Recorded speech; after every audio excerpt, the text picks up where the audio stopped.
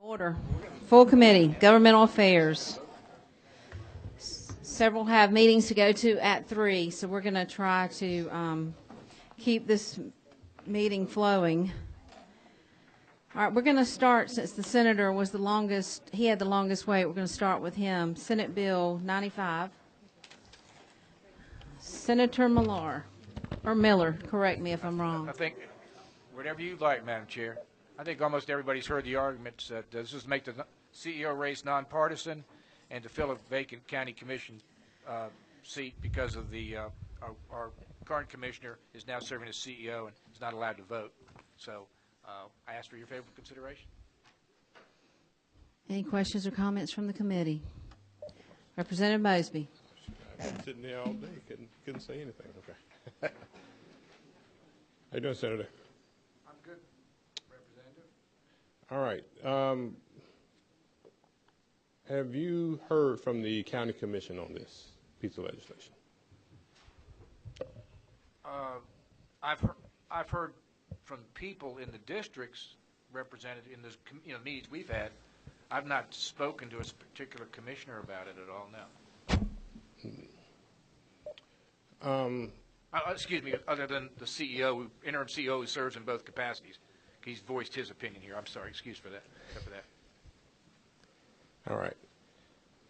You stated earlier that the mayor of the city of Atlanta is nonpartisan, so this position should be nonpartisan. You believe that the county government operations is the same as the city of Atlanta's operation? No, I just use that as an example of someone of substantial position that happens to be a nonpartisan one. I think people would find it of interest because, quite frankly, when I got involved in this, I didn't realize that at the time. But city operations and county operations are different, you would agree? Based upon my experience with cities, the answer is yes, particularly in DeKalb.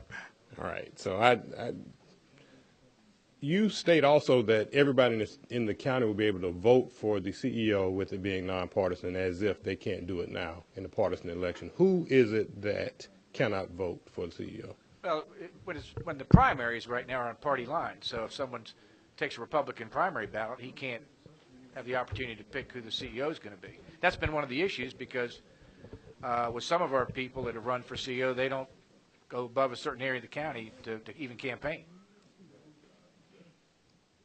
But how does this fix that? Because now everybody gets to vote for it versus it being on a partisan basis. So in the primary election, they get a chance. Everybody in the county gets to vote for the person that appears on the ballot. Correct? Yes. Well, they get to vote on their particular ballot that they pick, the Republican, Democrat, etc.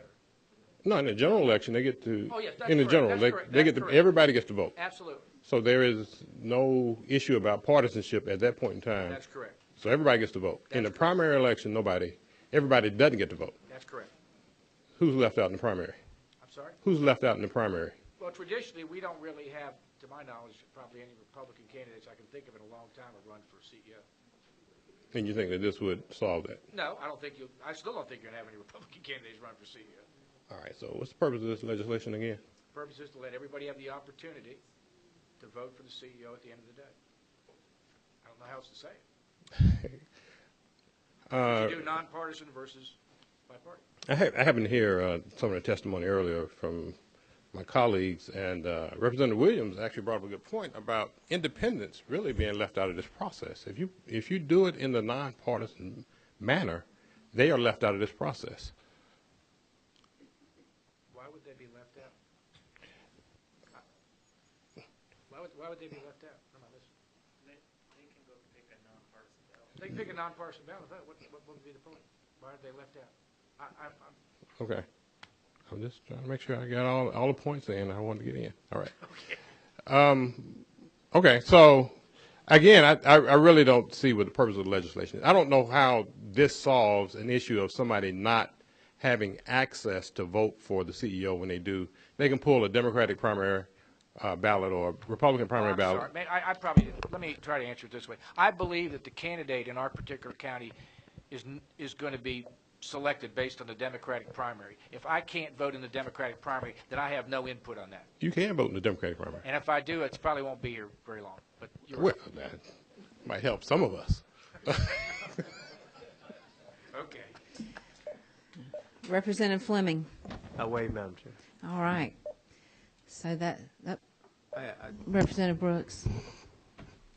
My good friend, Fran Millar.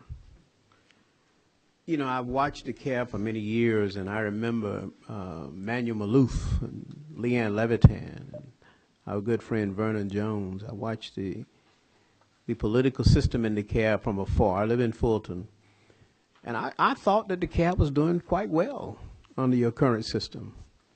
It appears to me under Senate Bill 95, you're moving to a radical departure from what has existed since DeKalb County set up its system under Manuel Maloof. What's driving this radical change from the great system that I saw under Maloof and Leanne Levitan and Vernon Jones to now? What's behind all of this? Representative, you know I have the utmost respect for you, and I will say to you that beauty is in the eye of the beholder. And I do believe what this does is broaden the amount of people that get to participate. We are not the DeKalb that you remember. We've also talked about changing our form of government for 15 years. We haven't, 16 years since I've been at it. We've made a couple of minor tweaks. And I'm hoping this will hasten us to move forward. And again, I think very highly of your opinion. You know that. But I think this is a good step in the right direction to get DeKalb moving forward.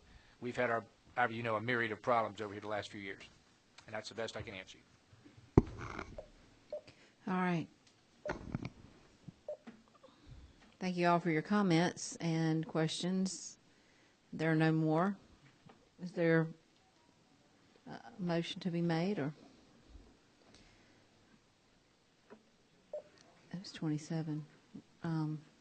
You are Representative Fleming. Move to pass. Move to pass, and a second. Any other discussion? Representative Oliver. I just want to confirm, you're going to be happy with our committee if we pass this, and this is all you need this year. I just want to confirm that. It is always a joy to be with you. So you're going to be back. In fact, it's such a joy, I may see you tomorrow.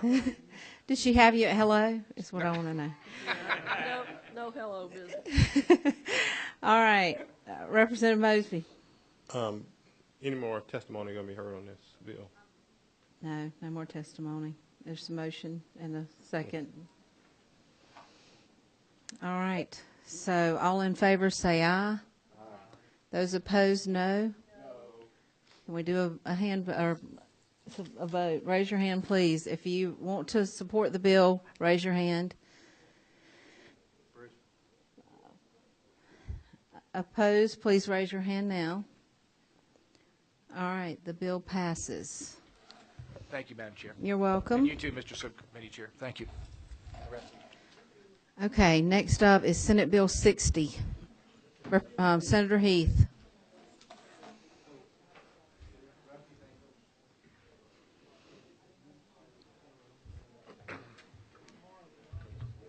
Present. Yes, briefly. Okay. Thank you, Madam Chair, members of the committee. Senate Bill 60 seeks to save the state some money, both in purchasing paper and paying to dispose of it. Throughout the code, there are a number of references to reports that have to be made to the General Assembly, and this would just instruct those folks that are reporting to submit to us electronically in a form that could be printed if the reader so desires.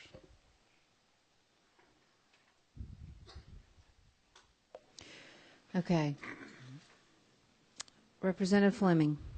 Madam Chair, we had a good discussion of this in subcommittee, and I think Senator Heath's got a great idea. Let's kill a few less trees around here, and we talked about were any amendments. Representative Oliver and I did, were any amendments needed so that committee notices could still go out in paper, because that works. And we had a good conversation with Legislative Counsel, and he thinks that that's not going to inhibit us from doing such things in paper. So I'm fine with it as it is, and unless there are any questions, I'll move to pass at the appropriate time. All right. All right. Very good. We have both a motion and a second. Any other discussion? All in favor say aye. Aye. Those opposed, no. Congratulations. Senator, which House member will be carrying your bill? Do you know? I have not asked anyone yet. Do you need that on your committee report? Yes. Okay. I would gladly accept a volunteer if Representative Williamson. Sounds like an excellent plan. All right. Very willing committee. Thank you, ma'am. You're welcome. Senate Bill 255.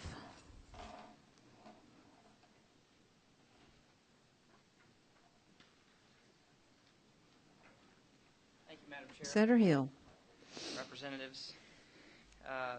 This is a bill called the Partnership for Public Facilities and Infrastructure Act, and most of the committee members were on the subcommittee, but the main thing that the bill does is it sets up a framework for state agencies and local governments to conduct public-private partnerships, and it does so by appointing a 12-member committee that will create guidelines moving forward that will be adopted by all state agencies with some flexibility allowed for local governments. And I would be happy to entertain any questions. Any questions from the members? Representative Fleming. Thank you, Senator, for bringing this. And Representative Oliver and I had several questions for you in subcommittee. And as I have labored to grasp this and had a chance to read through it some and talk with some supporters of it, what I am envisioning here is that this is not for roads or anything like that. This is for vertical construction, buildings going up. And correct me, Senator, if I'm wrong on this. And the analogy that I understood was that when we talked about a public-private partnership, for example, with 316 in between Atlanta and Athens, although this doesn't deal with roads, I think the Senator may answer if this is a good analogy. There were problems with that, and that didn't work very well because we hadn't laid out any guidelines as to how the two entities would work together. The alternative is since then we improved the law, and I think up I-75 now we have a public-private partnership that's going to help our citizens have a much better time traveling up and down that road. The same concept here is, if I'm not mistaken, Senator, and correct me if I'm wrong, is for buildings. If we have a local government that wants to go in with an entity that wants to help them build something that the public needs and wants, then this lays out a roadmap of how to go through that procedure and how the two entities will work well together. And that was my understanding of what we're trying to do here. Is that correct? It is, Representative. Okay. Thank you. All right. Any other questions? All right. What's the pleasure of the committee? We have a motion to pass. Second. And a second. All in favor? Oh, excuse me. Any other discussion? All in favor say aye. Aye. Those opposed, no. Congratulations, Senator. Your bill moves forward. Who will be your House sponsor? Thank you, Madam Chair. Representative Mark Hamilton. Representative Mark Hamilton. How wonderful. Congratulations, Representative Chairman Hamilton. Mark D. Hamilton is I qualify. Thank you, Madam Chair, members of the committee. All right. Senate Bill 349. Mr. Leader.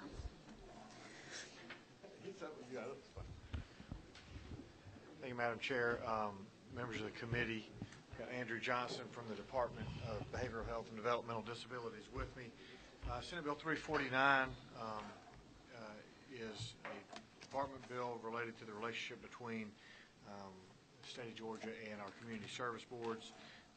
Fundamentally, it's designed to increase accountability, predictability, and consistency of services with our CSBs, 26 CSBs across the state. We had no one sign up, I guess, in subcommittee to testify, but I did want to mention something I didn't mention, which is that the department has worked closely with the CSBs in this process, and it's been a collaborative effort to get a bill that works, we think, to improve our delivery of service and also recognizes their issues as well. So I'm glad to take questions. I know it's a large bill. I don't know that I'll do what the chair would like as far as going through. We could quickly go through that table that you went through earlier in a much quicker fashion. Yeah, yes, I may even be able to sort of go quicker than that if the chair likes. I can just go section by section. Are we good? This is great. Sounds like we have a motion. We have a motion and a second. Any other discussion? None taken. I've got to get House bills out of the committees. I gotta go. Any other discussion before we vote? All right, all in favor say aye. Aye. Those opposed, no. Congratulations. Who will be your sponsor? I'm assuming Leader Coomer might be. Christian Coomer is set to carry it. Very good. Madam Chair, members of the committee. You're welcome. All right, meeting adjourned.